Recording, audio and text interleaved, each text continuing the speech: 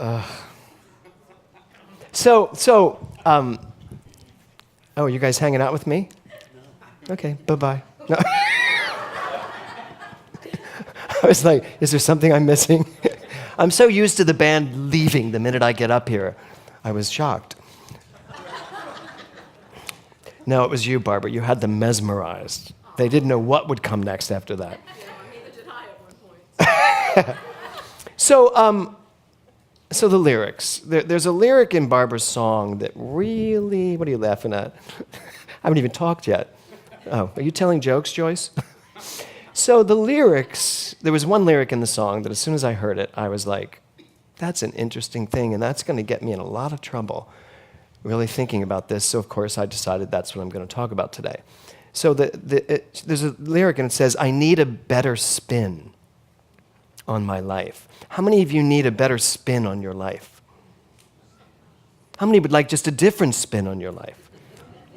Yeah, okay, good. So I will tattle on myself a little bit. So when I was younger, I realized what I just said. When I was a young man, like in my teens, going into my 20s, my family used to call me the spinner.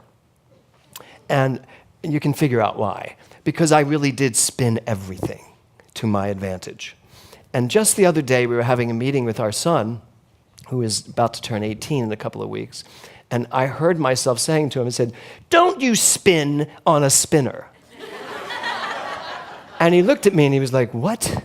I said, you're trying to spin this in a different direction, and I know exactly what it is. He said, but aren't we taught to leave it open for interpretation? It's really annoying when they come back at you with the teaching. So I was a spinner. So I understood that. I understand what Barbara's saying here. I need a better spin. So as religious scientists, it's very possible that there are those who could accuse us of just being spin doctors. Think about it. I mean, maybe it's just a way we're spinning this thing called God. Is it true what we're saying? Maybe the Catholics are just Catholic spinners, and the Christians are Christian spinners, and the Buddhists are Buddhist spinners, so the religious scientists are religious scientist spinners. Maybe we're all just spinners, spinning away our lives with this interpretation based on the way we see life. Barbara says it later on in the song. The sun shines down on everyone. It depends on where you are, what that sun means to you. So if that's the case, then I stand up here every Sunday spinning my version, what I think, or do I? Or do I actually speak truth? So this is a big question to ask ourselves. I mean, you're sitting here, so you've been attracted to this teaching. Some of you are practitioners. Some of you want to go on to ministerial to become ministers. But is it real? Is it truthful? I have students in my Practitioner 2 class who spend most of their time questioning this science. And I'm the kind of teacher, I have no problem with that whatsoever, because I can spin them right out of it. But I don't really spin them out of it. I try to find the truth. So the real question is, what's the truth? So the title of my talk today is Spin It. And it, of course, stands for God. The thing itself. Spin it. How do we spin God? So Ernest Holmes said this, I live in the faith that there is a presence and power greater than I am that nurtures and supports me in ways I could not even imagine.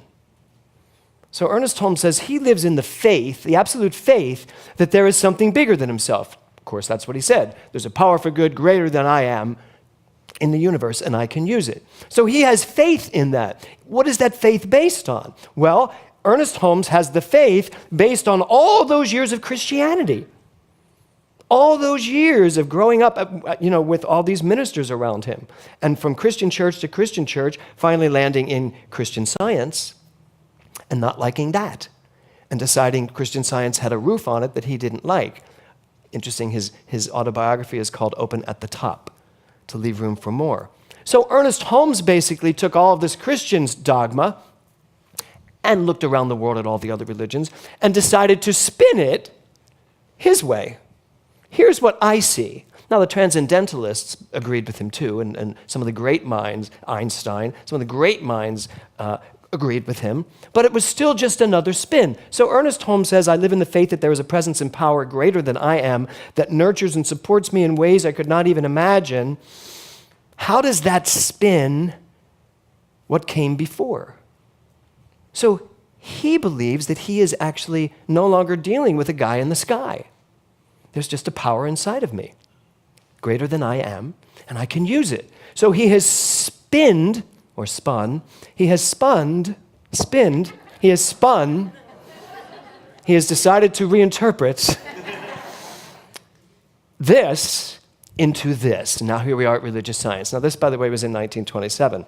So he goes on to say, I know that this presence is all-knowing, bless you, and all-powerful, and is always right where I am. I know that this presence is all-loving, all-powerful, creative, and it's right where I am. That's a big spin from God is in the sky judging. So that was a big move, a big paradigm that a lot of people have not taken yet. Right? So there's the spin. It's not up there, it's right where I am. So in 2017, what's the spin we're making on that? Ernest Holmes says it's right where I am in 1927, but by 1961, when he was ready to pass over, he had changed it to understanding that it's not only right where I am, it's what I am. So we evolved into it's not just always right where I am, it is always who I am as we step into this Remember Who We Are month. So this is all about how these ideas have spun into the next idea. So is it just mankind spinning for our own purpose? I don't think so. And the reason why I don't think so is because I remember the first time I walked into a religious science church, Dr. Walker, and he talked about responsibility. I was lit up like a Christmas tree. I was like, oh my God, this is what I believe. This is correct. It is done unto me as I believe. I am the power. But I know many people who hear this message and think, what, I'm responsible for my life? It's all up to me? It's the way I use my mind? Everything that happens to me is a definite reaction to how I've used my mind? I want the guy in the sky. Really? So it's not like it was an easy thing to transform into, like going from Christianity, where I had someone, because there's another part in Barbara's song where she says, I've spent my life looking for who's got my back. Who is it that has my back? Who or what, as her lyric says, has my back? Well, you come into this teaching and it's like, no one. No one has your back. You have your back. You have your back. You have your back. Now, you're all God, but that's the only thing that has my back. Consciousness. You know, and Audrey was talking about what we talked about in Exquisite Risk. You know, Mark Nepo talks about the energy, that divine energy that's flowing through you as you, that is living you. And to the degree that you allow it, it takes you on this amazing journey of life, but you get to direct it. So who has your back? Well, the irony is that as this spinning takes place from Christianity to religious science to where we're going, it kind of goes back again, because it's still God that has my back. It's just a more intimate God. It's a more personal God. It's a God that is me. So I still talk to God, because I know I'm the individualization of God, but how many of you still pray? I hope every hand goes up, because that's what we teach. This is a big prayer teaching organization. You know, Science of Mind treatment is prayer. It's affirmative prayer. It's coming from the truth, not seeking it. So I still talk to God. So we are evolving past I said this last week, the cerebral science of mind place, which I get why some people find it very cold and impersonal. We are moving way beyond that, back to the personal God. It's just that you have to find it in yourself. You have to find it in here. And how does that happen? Well, gatherings like this, you know, go to the ocean, sit and feel the ocean. When you feel those things, whatever, you know, Mark Nepo talks about it in his book. He says, any authentic moment in life shows you God. A handshake, he says in the book, a handshake brings God to the forefront. A smile from someone, an authentic smile from someone, brings you right to that place. So the theme of this month is remember who you are. So how are you spinning that? How are you spinning this month of remembering who you are? Have you given it some thought? Have you really given it thought about who you are, who you show up as in the world? Have you really let this month weigh on you in such a way, in a positive way, that you're just not willing to just answer the question any old way? It's like, no, I need to really ask, who am I? You know, I joked last week about going into a Starbucks and someone saying, oh, hi, what's your name? God. And so I tried it. Not at a Starbucks, it was actually at Ralph's. And I thought it was safer in Ralph's, in the produce department.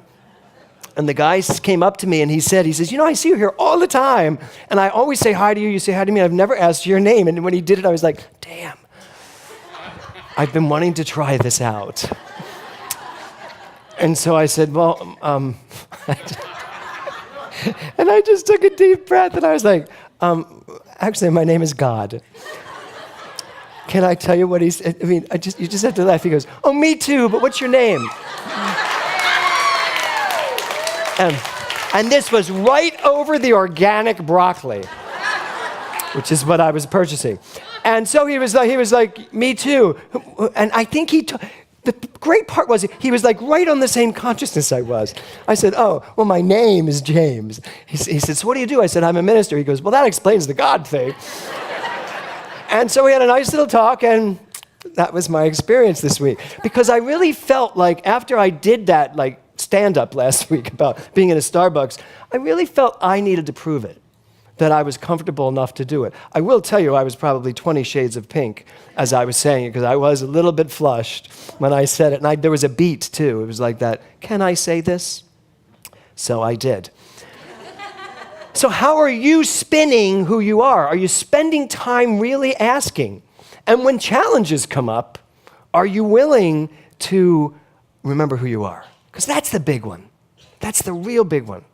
It's one thing to know it here. We all sing it, I am God. You know, we come on Sunday. We have these great moments. We all get together, we sing. But when you're out in the world on your own, in a world that doesn't necessarily think this way, or at least admit to it, are you asking the question?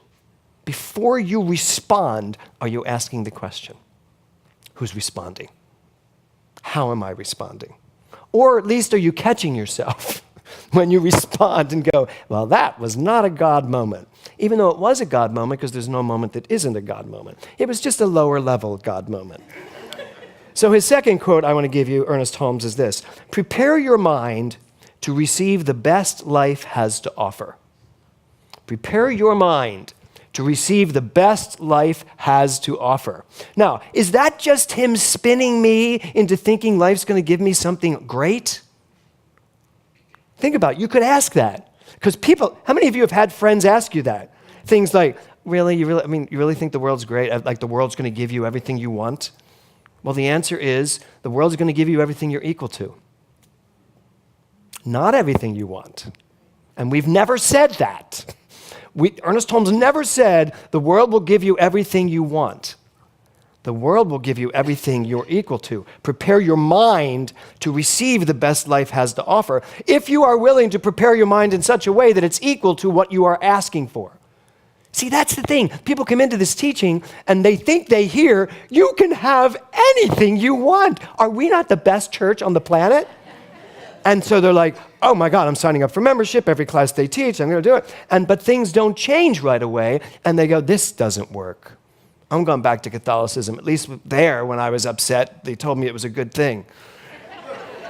Here, I just feel like I fail. How many of you feel like you fail this science because you can't create what you want? I hear that all the time from people. Well, you can, but you have to be equal to it in mind. That's how this works. So, prepare your mind to receive the best life has to offer. How do we spin that? Well, sometimes we spin it in such a way that it's unrealistic. But the only way to really spin it is the way it's meant, and that's that you literally have the life you are equal to in every aspect. Someone just let out a big sigh. You did?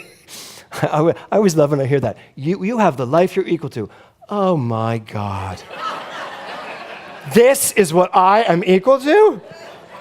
And I have to kind of end it with, yes. And there you go. So far. What do you want to be equal to? So that's the spin we take on all of this that has come before us. So Barbara's lyrics, she says, I was taught to settle. I don't need a show of hand, but ask yourself, how many of you were taught to settle? And I'm going to tell you probably most of you were taught to settle. And if you really thought about it, you right now are already settling. Even for the amazing life you have, there's probably a roof on it. You don't think you can get past that roof. Or at least or you've built a roof around the comfortable life you're living. I think all of us need to take a big look at ourselves and say, where am I settling? Where am I settling? And I love this. I was taught to settle, not to question anything. You are in a teaching where questioning it is required. Right? So I wasn't at last week's meeting. Because I shouldn't have been at last week's meeting. I wanted everybody to get a chance to ask all of their questions. I heard that it was a long meeting and that a lot of questions were asked. And I just want to tell you, of course, everyone's going to give me their opinion of how they thought the meeting went and blah, blah, blah. But I'm here to tell you, whether you were the questioners or the certainty people or the ones in the middle, you're all absolutely correct. Because the questions are important. All questions are important. If you are going to do anything in life, you better have checked every side of the equation before you step. Unless there's something in you that is driving you forward, where questioning, it's still a good thing to do, but in the end, I have questioned and questioned, and I am a questioning person, and I teach that way. If you're in the Exquisite Risk class, you know it's just an evening of questions for you to dive into.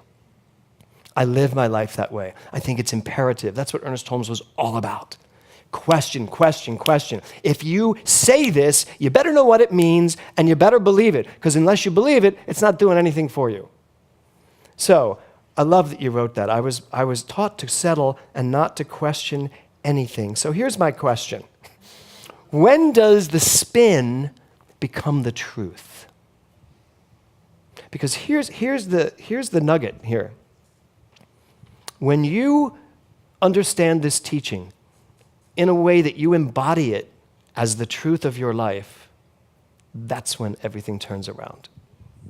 Not just as a really cool, cerebral, intellectual approach to life, but when you believe this in such a way that the truth is just inherent. You feel it. Because, by the way, at the end of the day, I know it's called religious science. It is not a science. It's not really a science. Yes, we can say that proof this and prove that and prove that, but at the end of the day, science will tell you this is not a science. At the end of the day, it depends on how much of it you believe. And you can't prove that. You have to feel that. You'll prove it in your life. You will. But you must learn to believe the truth from within. So this science, if it's going to work for you, this teaching, this philosophy, if it's going to work for you, must be attached to a spin that takes you deep into truth. So rooted that no one could talk you off it, that you couldn't argue, no one could argue you out of it.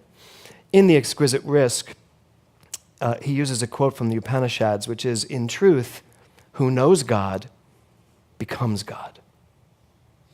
Who knows God becomes God. And the reason for that is that when you really develop a relationship as God, with God, when you develop that relationship, what you realize is, wait, there is no separation here.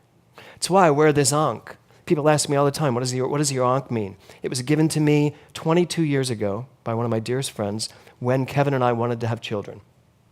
In Egypt, it's a symbol of life and fertility. But the reason I took it as the symbol for the Global Truth Center, at the time the NoHo Arts Center for New Thought, was because it was explained to me that this circle in the top represents God, that the staff below represents man, and the line going through proves they are never separate. And so whenever I need anything, I just grab it and remind myself there's no separation whatsoever. So if you know God, then you're going to understand that's who you are. If you really know God. And if you're still in the paradigm of trying to get to that other side of this is who God is, you got to keep doing the work. You got to keep showing up. You got to keep doing your spiritual practice in order to finally find that nugget that solidifies you. So you got to ask yourself, are you happy with the life you're living? And what are you becoming? What are you becoming as you go forward? It's one of the great questions Mark Nepo asks as well. If this is all spin, what are you spinning? What have you decided to become? Because in the end, it all comes down to you making a decision. That's it. It's just you making a decision. What do you want to be? If this is all spin, and let's just understand that it's all consciousness, it's all creativity, you get to do whatever you want with it at any time. So in one way, we are great spinners. We can spin whatever we want. If you're having financial problems, you have spun a great little financial problem for yourself. But you could just as easily spin prosperity, because that's the truth.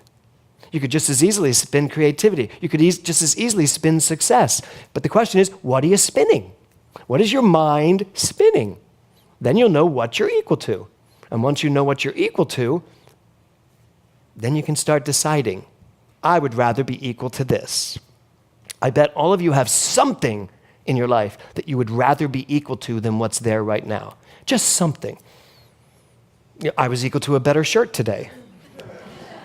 Because when I woke up and looked at my shirts all laying there, having forgotten to iron them, I was like, I know there's something better than those shirts in his closet. And lo and behold, I was equal to this. That's how it works. I knew I'd find a shirt. I didn't go into the closet. There's a question. I didn't go back into the closet just to ask, just to say, I hope there's something here. No, I knew there'd be something. And I'd come out of that closet very quickly with a shirt, with a bright yellow shirt, actually. So I'm sort of kidding, but I'm not. Life really can be that much fun. So as we close this month of remembering who you are, I really invite you, activate this teaching. Really activate it. I know you know what it is, but activate it. Don't settle for answers that you haven't questioned. Question them. And if you hear yourself at all saying, well, this is kind of what I'm equal to, say, yeah, it is. It's what I maybe have been equal to, but I don't have to be equal to this. Why? And here's the only answer you're ever going to need, because I know who I am. As God, everything is possible. Sometimes, as James Mellon, not everything feels possible. But I am learning to bridge that gap. I don't go to James Mellon very much for anything anymore. I really don't. Because I trust that the person that I thought I was kind of living a limited life. I know who I am now. And I stay there as much as possible. And that's what I ask you to do. Not only know who you are, but stay there as often as possible. And if your first response isn't a God response, make sure your second response is. And I said last week, and if your third response isn't, make sure your fourth response is. And if your fourth response isn't, you're in trouble. Get to a practitioner and pick one that knows their God. They all do, but I'm talking to all the practitioners now too. It is time for all of you to up your game. Because we, the practitioners of this center, our job is to show how this works. I just got into our job is to show how this works. But guess what? At the end of the day, every single one of our jobs is to show how it works. Because I want the day when you walk into Ralph's and someone says, what's your name? And you say, God, without having a little panic attack. And start a conversation that will really take you to a much, much, much higher place. So you ready to try that? How many people will do that at least once this week?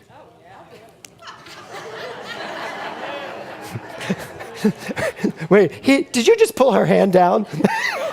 She put her hand up, he went, no, you're not. Here's the deal, she can do it, but maybe not when you're there. So try it this week. We have one more Sunday, next Sunday, to really work on remembering who I am. So I invite you to take a deep breath. Close your eyes for 1 second. I just want you to stand in front of the most gorgeous ocean you've ever seen. Just give it a second. Listen to it. Listen for it. You can hear it. The waves, the crashing on the rocks. I'm in Kauai on a beach looking at this mammoth ocean that just crashes everywhere. And standing there in that moment, I just want you to say to yourself, I remember who I am. I am all of this.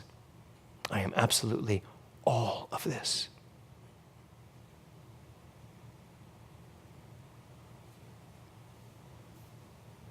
Now I invite you to open your eyes. Now make sure you can see that with your eyes open as much as you can see it with your eyes closed. Namaste.